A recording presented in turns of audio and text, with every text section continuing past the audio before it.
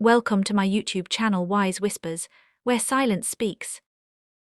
Mark, 65 years old, never imagined that the day he felt the most proud would also become the day that broke him completely. The sunlight that morning felt different, warmer, softer, peaceful. He stood near the old wooden table in his small house, staring at the empty chair across from him. Just a day ago, his son Daniel had been sitting there, smiling, laughing, hugging him tightly. And Mark had done something he had dreamed about for years. He had given him everything, $600,000, his entire life savings, but now there was only silence, and a sentence that wouldn't leave his mind, "Goodbye, Pauper." A father's journey. Mark's life had never been easy. He grew up poor, worked harder than most, and still struggled for years just to survive. His hands were rough, his back slightly bent, and his eyes carried the weight of decades of sacrifice. But he never complained, because he had a purpose: his son. Daniel was the only light in his life, especially after Mark lost his wife early. From that day forward, Mark became everything: father, mother, protector. He skipped meals so Daniel could eat better. He wore old clothes so Daniel could have new ones. He worked late nights so Daniel could have a brighter future. And slowly, over time, Mark built something, not just a life, but a small fortune. The woman he didn't trust. When Daniel introduced Sophia, Mark smiled politely. She was beautiful, smart, confident, but Mark noticed things others: the way she asked questions about money too early, too often, the way her eyes lit up at expensive things but not at simple moments, the way her smile sometimes felt rehearsed. Still, Mark stayed quiet because Daniel was happy, and that mattered more than anything.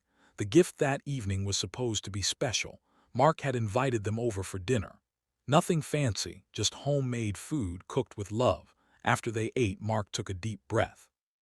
"I have something for you," he said. Daniel looked confused. Sophia leaned forward, curious. Mark placed a folder on the table. "Savings," he said softly. $600,000. Froze. Sophia didn't. Her eyes widened, not with emotion but with excitement. "You're giving it to us?" Daniel asked, his voice shaking. Mark nodded. "I've lived my life. Now it's your turn." Hugged him tightly, tears falling. Sophia smiled sweetly, but her grip on the folder was just a little too firm. The morning everything changed. The next morning, Mark woke up feeling lighter than he had in years. He made tea, sat by the window. For the first time in decades, he felt free. Then his phone rang. Daniel, his voice was broken. "Dad, she's gone." Mark's heart stopped. "What do you mean?" "She took everything, the money she left." Mark's hand trembled. "Left what?" "A note."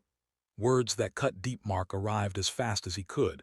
Daniel sat on the floor, pale, shattered. The note lay on the table.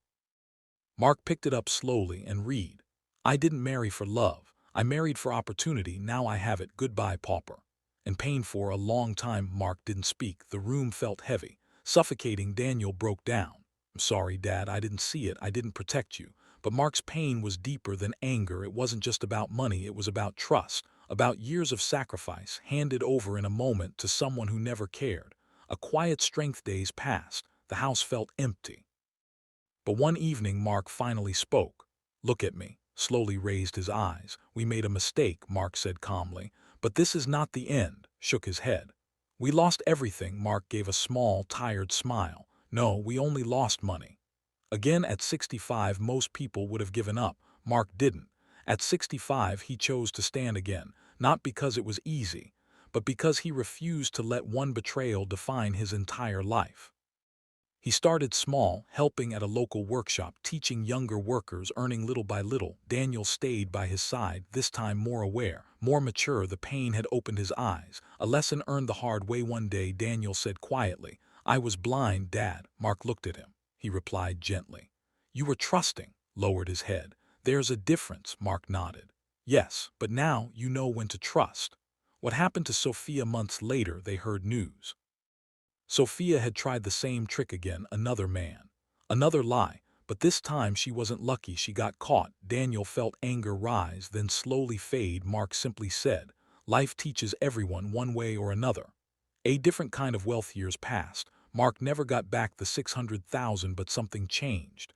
Their bond grew stronger than ever. There were no secrets now, no blind trust, only understanding. One evening, sitting by the same window, Daniel asked, "Do you regret giving me the money?" Mark smiled softly. "Not." Mark looked at him with warmth.